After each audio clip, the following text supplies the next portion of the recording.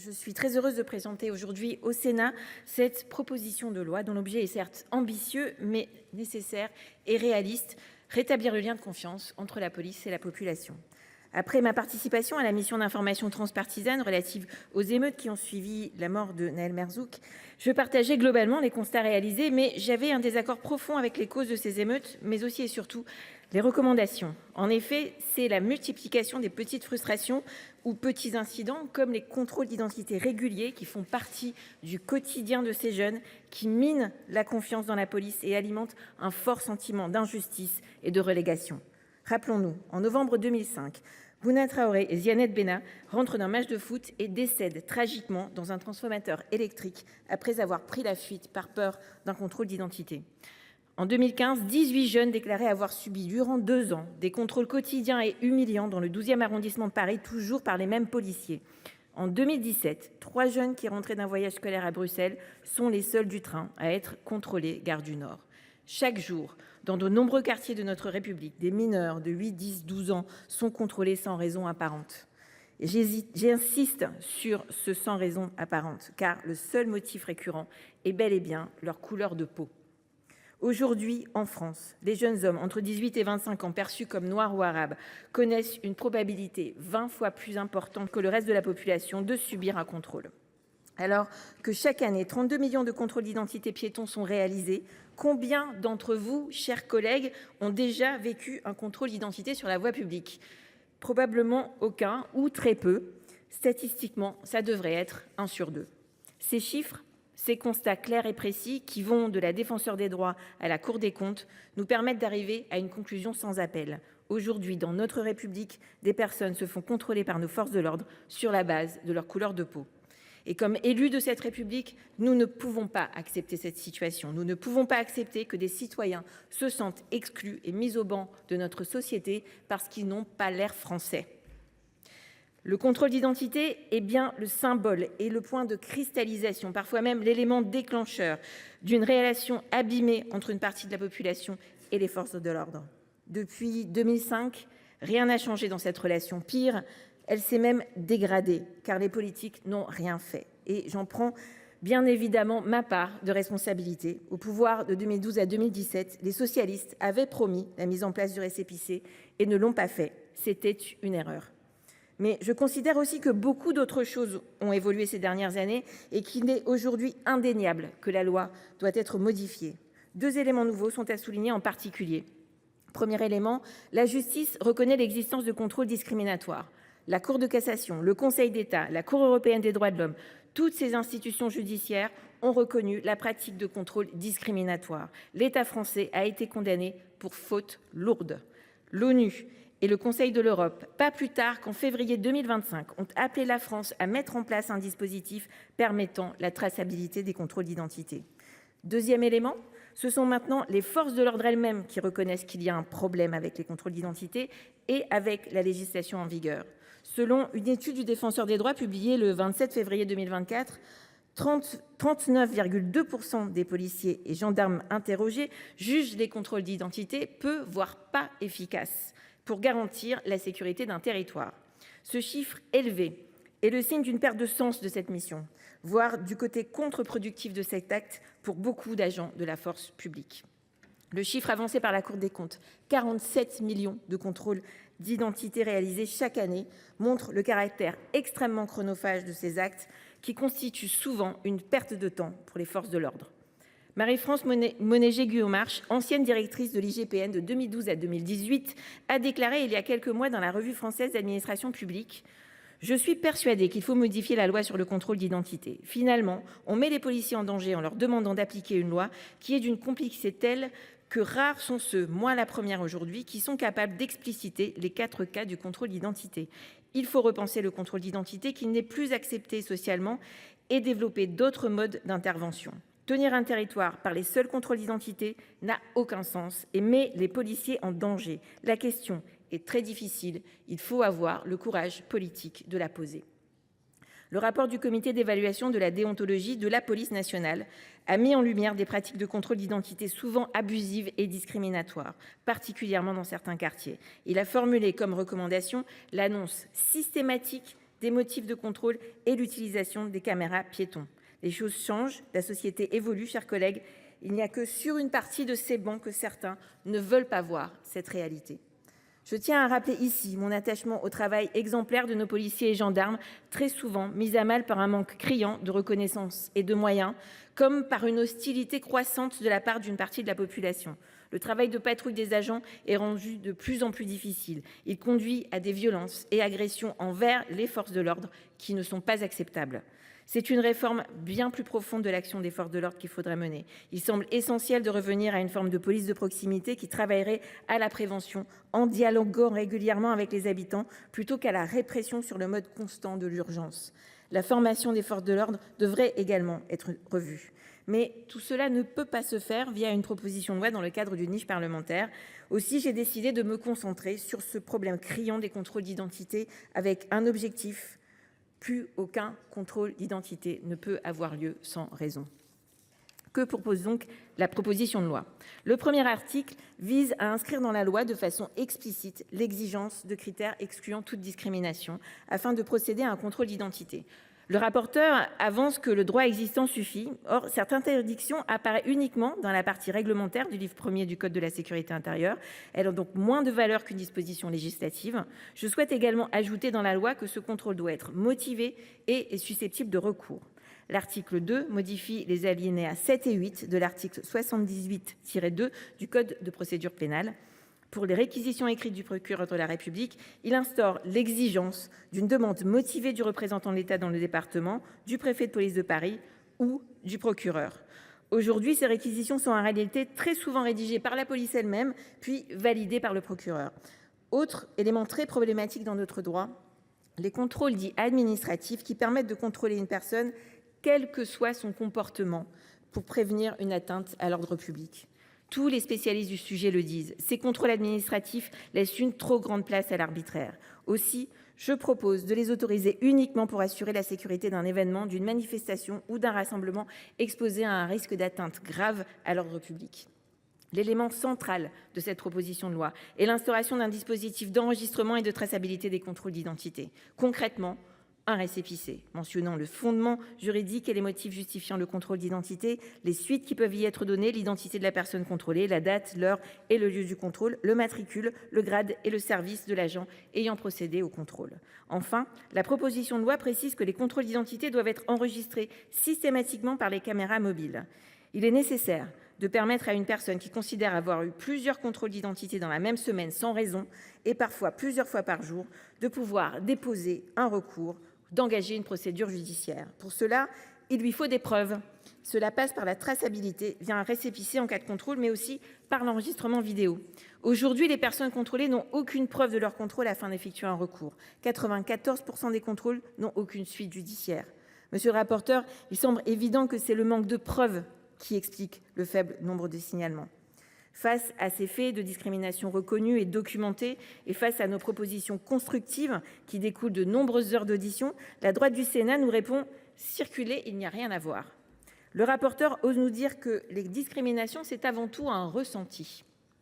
Certains sont même allés jusqu'à nous dire que nous étions anti-police. Un comble quand on sait que cette proposition de loi vise aussi à sécuriser les policiers dans la pratique de leur métier.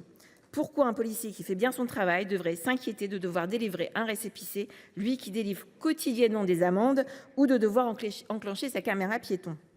Chers collègues, ce sujet mériterait bien plus qu'un débat caricatural et dogmatique. Toutes ces personnes, tous ces jeunes que je croise chaque jour dans mon département de la Seine-Saint-Denis méritent bien plus que vos réponses hors sol qu'on a déjà commencé à entendre en commission. C'est à ces jeunes que je pense à cet instant, parce que je ne veux plus que la première interaction qu'ils aient dans leur vie avec la police soit un contrôle d'identité, parce que je ne veux pas qu'ils aient cette vision de la République. Parce que je ne veux pas que des jeunes grandissent et se construisent dans la peur de ces contrôles. C'est pour ces jeunes, ces enfants et ces futurs parents que je vous propose aujourd'hui de réformer la pratique des contrôles d'identité afin de lutter partout sur nos territoires contre les discriminations qui sont une brèche dans le contrat social, au fondement de notre République. Parce que l'ordre républicain ne vaut que s'il repose sur la liberté, l'égalité et la fraternité. Chaque jour dans nos rues, dans nos quartiers, dans nos villes, des femmes et des hommes en uniforme veillent à notre sécurité, au maintien de l'ordre. Ils interviennent dans des situations souvent complexes, parfois dangereuses, toujours essentielles. La police de la République est un pilier de notre pacte démocratique et républicain. Elle protège les faibles, fait respecter la loi et incarne l'autorité légitime de l'État. Mais aujourd'hui, nous le savons, cette police, notre police, manque de moyens. Elle est sursollicitée, parfois épuisée. Elle doit répondre à des urgences toujours plus nombreuses, avec des effectifs et des ressources qui, eux, ne sont pas illimités. Dans ce contexte, chaque action compte. Chaque décision doit viser à renforcer l'efficacité de la mission première de la police, protéger la population et faire respecter les droits de tous. C'est pourquoi il est temps d'ouvrir un débat lucide, serein et républicain. C'est l'honneur des parlementaires de notre groupe et de Corinne Narassiguin de nous proposer d'avoir ce débat. Un débat sur la manière dont sont employées les forces de l'ordre, et notamment sur une pratique qui interroge de plus en plus de nos concitoyens, celle des contrôles d'identité. Soyons clairs, il ne s'agit pas ici de remettre en cause le travail des policiers. Ce travail, nous le connaissons, nous le respectons, il est difficile, parfois ingrat, mais indispensable. Il ne s'agit pas non plus d'ignorer les réalités du terrain où la vigilance est de mise.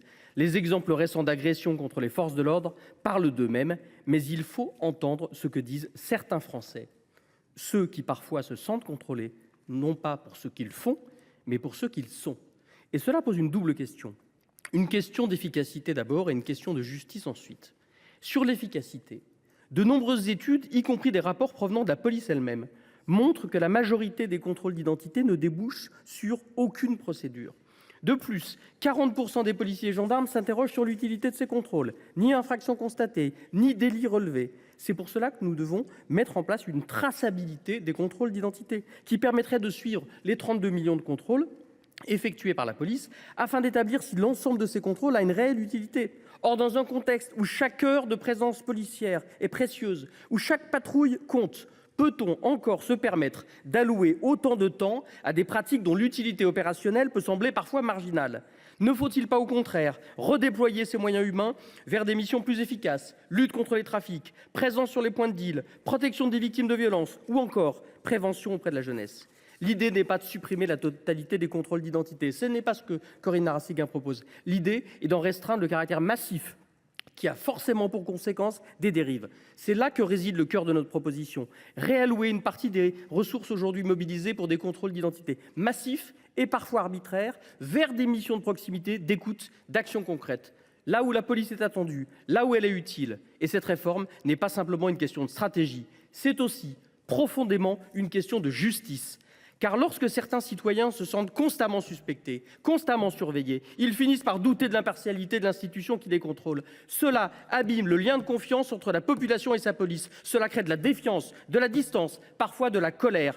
Cette colère qui finit par être exploitée et conduit à une fracture hémorragique entre la population et la police. Or, sans cette confiance, il n'y a pas d'ordre républicain durable. De plus, je l'ajoute, pour les questions sécuritaires et les relations entre la police et la population, il faut que celles-ci soient irréprochables, car on ne lutte pas contre la délinquance si l'on n'est pas irréprochable. Et nous le savons, la majorité des policiers le sont. Mais cela ne doit pas empêcher toute remise en question, comme semble vouloir le proposer monsieur le rapporteur. Alors, je me permets de sortir de mes notes pour réagir à ce qui a été dit en début de propos par le rapporteur. Je trouve navrant que dans un débat d'une telle importance, on nous oppose des sentiments, des opinions et des sondages. Les sources dans lesquelles nous allons puiser, ce ne sont pas des sondages, ce n'est pas un sondage IFOP qui dit que les Français sont d'accord avec la police. Nous aussi, on est d'accord avec la police. Très globalement, on fait partie des 75-80% des gens qui trouvent que la police fait bien son travail. Ce n'est pas le sujet. Après, on nous dit, vous êtes finalement d'affreux militants parce que vous considérez que la police ne fait pas bien son travail. Ça n'est pas le sujet non plus. Et puis le défenseur des droits, on connaît la marotte de François Bonhomme, elle est un peu obsessionnelle, pourquoi elle s'occupe de ça, c'est 600 référents.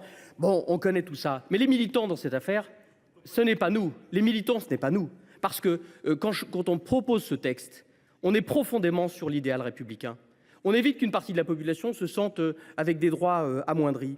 Et nos sources à nous, c'est le Conseil d'État, qui dit quand même que tous ces contrôles discriminatoires ne sont pas des cas isolés, qui rappelle à l'État et au ministre son obligation d'identification des policiers. C'est la Cour des comptes qui s'étonne de ne pas être en capacité de pouvoir dénombrer ces contrôles d'identité. C'est l'IGPN elle-même qui, convoqué sur le sujet par une commande des ministres, reconnaît qu'il y a un problème entre la police et la population. Ça vient de l'institution policière elle-même. Donc les propositions que nous faisons, elles sont simples. C'est tracer, c'est enregistrer les caméras piétons, c'est donner les moyens au recours, puisque le dernier argument qu'il faut quand même réfuter, c'est celui qui vise à dire bah, qu'est-ce que vous racontez finalement, il n'y a pas de recours, les gens ne se plaignent pas. Ben oui, forcément, quand on est victime d'un contrôle discriminatoire, qu'on n'a pas les moyens de prouver qu'on a été contrôlé, alors il n'y a pas de plainte. Ce que nous proposons aujourd'hui, c'est un sujet éminemment républicain qui vise à conforter les missions de la police, conforter le fait que les policiers soient des citoyens parmi les citoyens dans la République et mieux assurer la sécurité de tous et les droits de tous dans la République. Depuis le début de cette discussion, finalement, on assiste à une forme de minoration de la part de la majorité sénatoriale et le gouvernement. Et d'ailleurs, minoration qu'on n'a même pas le ministre de l'Intérieur en personne qui devrait quand même traiter ce sujet fondamental, qui préfère être en déplacement pour des activités de congrès plutôt que d'être au Parlement devant nous pour discuter d'un sujet essentiel qui mine justement le pacte social et républicain que constituent ces contrôles aux faciès. Ça, c'est le premier déni justement gouvernemental, parce que quand on est attaché à la police et à la sécurité publique, on éradique justement les contrôles aux faciès et on fait des actions. Comme vous voulez le nier, on aurait pu vous partager aussi de nombreux témoignages. Moi, je vais vous en partager un qui est désormais un parlementaire, un compatriote d'origine tunisienne, qui m'a dit, lors de ses études à Paris, à Sciences Po, il a fait le décompte. Pendant 1 an, il a été contrôlé 300 fois. 300 fois sans aucun motif, avec des brimades, des humiliations, des sacs renversés. Et 300 fois, vous imaginez, chez un jeune, qu'est-ce que ça peut créer comme sentiment quand ils ne commettent aucun délit? Parce qu'aucun délit n'est commis. C'est quoi le délit qui était induit? C'est sa présence dans l'espace public, tout simplement. Et ça devrait être condamné fortement. Et j'aimerais qu'on entende de la part du gouvernement de condamner ça fortement, en agissant.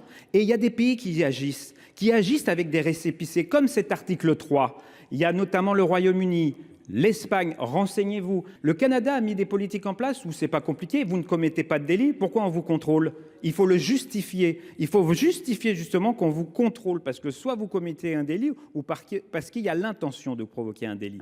Et c'est qu'en agissant profondément sur ce sujet que nous pourrons justement faire société et réellement avoir une police qui agit pour la sécurité publique, ce que vous ne défendez pas. Moi, je voulais insister beaucoup sur le caractère vertueux et efficace aussi présenté par cet article dans le cadre de ses motivations. D'abord parce que le droit à l'information qui est introduit dans cet article, grâce à la mise en place du récépissé, ne peut que renforcer justement le lien entre policiers et population, parce que celui-ci éclaire l'intéressé sur la portée légale d'un contrôle qu'il peut vivre lui-même comme injuste.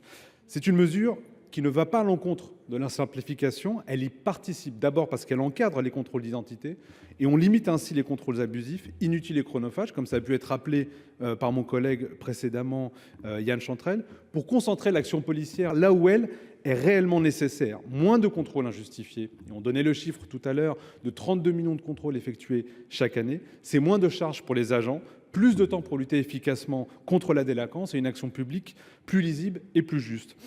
Par ailleurs, sur la protection des données, l'article indique qu'un décret en Conseil d'État pris après avis de la CNIL détermine les modalités d'application du présent article. Donc, la CNIL étant saisie, le risque est limité. Enfin, en 2023, le Conseil d'État a reconnu que les contrôles d'identité discriminatoires existent en France, il faut le rappeler, et qu'ils ne se résument pas à quelques cas isolés.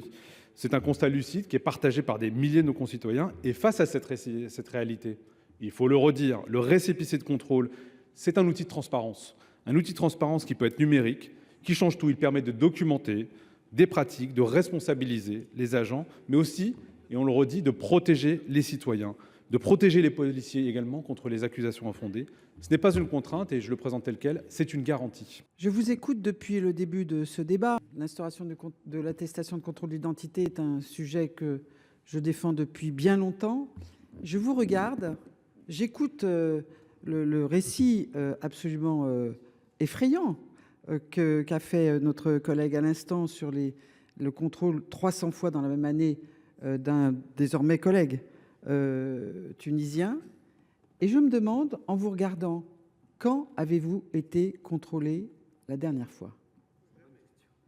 Et je pense que tous, autant d'entre vous, vous ne l'avez pas été depuis fort longtemps. Peut-être d'ailleurs, et ça me concerne, depuis que vous étiez jeune. C'est-à-dire l'apparence de quelqu'un qui peut être perturbant. Et donc ce qui me frappe, et c'est ce qui fait que les choses n'ont pas réussi à s'instaurer, c'est qu'en réalité, nous avons un pouvoir d'État qui ne sait pas comment imposer un certain nombre de règles à la police.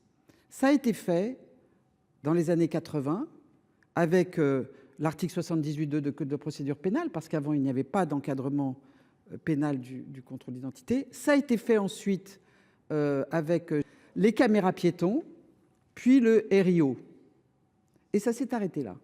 Et du coup, comme vous ne sentez pas capable de proposer quelque chose de plus clair, vous êtes dans le déni et vous prétendez que ça n'existe pas. Et ça, je me demande si ce n'est pas le plus grave. Alors, c'est vrai que l'absence des deux ministres de l'Intérieur, mais tout de même, je suis un petit peu consterné de votre position. Il me semble qu'on loupe la cible un peu du débat par certains aspects, puisqu'on ne veut pas parler de l'efficacité de ces contrôles.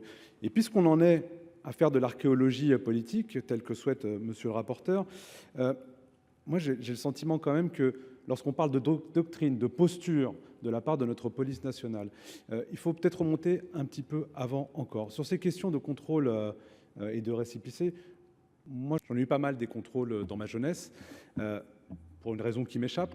Moi ce que je retiens quand même, c'est que en 1998, sous le gouvernement de Lionel Jospin, a été instaurée la police de proximité, monsieur le rapporteur. Une expression est créée par Charles Pasqua en 1995. Et puisqu'on en est à citer nos glorieux aïeux, la loi de Pasqua de janvier 1995 pose les premières pierres. Il importe que la police retrouve toute sa place dans la cité. Renouant avec la tradition républicaine, elle doit redevenir une police de proximité, présente sur la voie publique, plus qu'une police d'ordre.